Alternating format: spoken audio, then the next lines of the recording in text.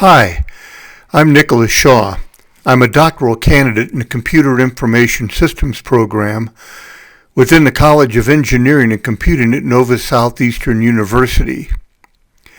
You can read what my dissertation topic is about above, but simply put, it's populating a limited-use KMS with your experiences in information technology using stories. Think of a situation you had to deal with. You learned a lot while dealing with the situation that will help you and others in the future. If others encounter the same situation, they could use what you know, the knowledge you gained. People constantly communicate using stories. By stories, I don't mean fiction, but real stories to communicate information to others. We use stories to communicate with our friends, our co-workers, if we're teaching something to a new worker, with our families, and even with management to get a point across. Unfortunately, KMSs typically operate on a problem resolution format. It isn't how we think, nor is it how we communicate. This may be why the majority of the research says that tacit knowledge, your experiences, can't be put into a KMS. People don't like a problem resolution format. This short story provides a difference between a problem resolution format and a story. The lesson learned in this example is more likely to be remembered than a simple what happened and how was it resolved, which is a problem resolution format. It's also more interesting for the individual who's writing it. They can tell a story for those who are reading it. Stories can be of varying lengths. The contributor answers questions in the KMS framework by filling in text blocks, and at the end, the KMS framework creates a story that you, the contributor, can edit afterwards. I'll give you a few seconds to go ahead and read this story just to get an idea. Stories could be significantly longer, but I wanted to keep it the size of one slide.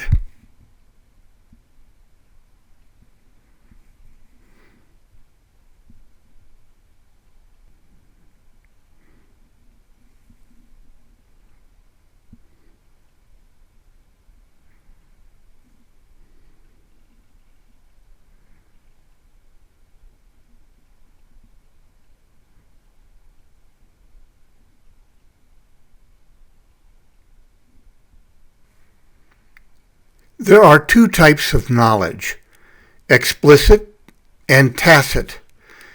Explicit knowledge is everything you read or see on the internet or a Kindle book you read. Tacit knowledge, on the other hand, only resides in your head. It's all the experiences you have learned over time. Once tacit knowledge is placed into a KMS, it becomes explicit. Tacit knowledge is the focus of my study. While information technology, or IT, is a large community, rich in domains and subdomains, I've limited the study to these general and high-level domains and subdomains. In the real world, instead of 2 levels deep, you might have 5 or 6 levels. An example of 4 levels deep is TireRack.com. You have make, model, year, and trim, such as GT Fastpack or GT Convertible.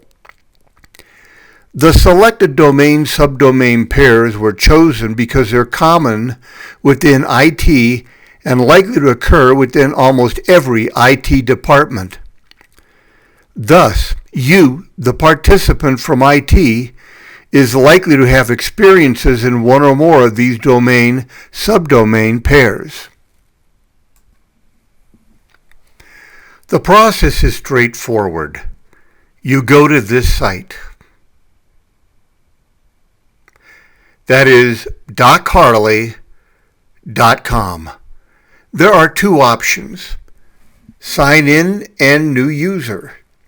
If you are a new user, you will be taken to a screen to enter in a valid email address. Please do not provide a company email address, as I do not want to know where you work.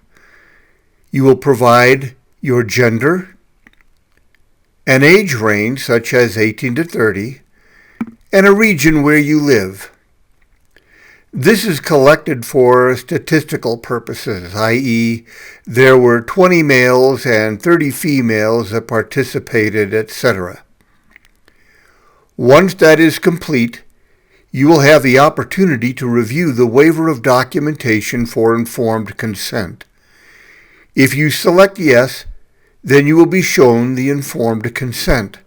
This document spells out the study, your part in the study, your rights, the data that is collected about you, how it is used, and how it will be protected. If you select no, then you will return to the home page where you will sign in using your email address and the password you created. If you selected yes to review the consent, then when you're finished, you will go back to sign in on the home page.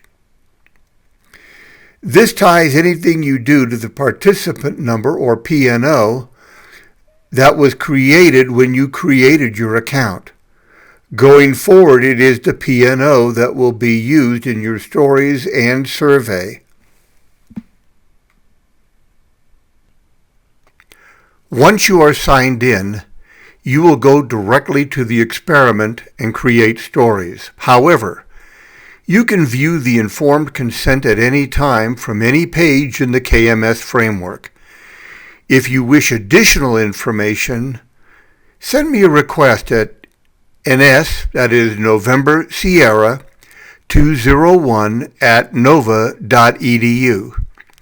This email address is also on the home page of the site, and I will send you a user guide and additional information on the study, as well as answer your questions. The experiment is simplistic and utilizes a simple framework to elicit your stories. At the end, the KMS will construct your story from your input. You can edit your story or submit it. You may create as many stories as you wish. If you choose not to create any more stories, then when asked if you wish to create another story, you select no and you will be taken to the survey. Please complete the survey, as this is how I determine if my study is successful or not. Your survey responses are how I address my dissertation propositions. After you complete the survey, the KMS will send me an email stating you're done, using your P&O such as 082 has completed the study. You can only complete one survey. That's it. The end-to-end process for creating the account and creating one story takes less than 30 minutes, or less than 40 minutes if you read the informed consent. I need participants, and if you would like to participate, please go to docharley.com, docharley.com, and have fun. Thank you and have a great day.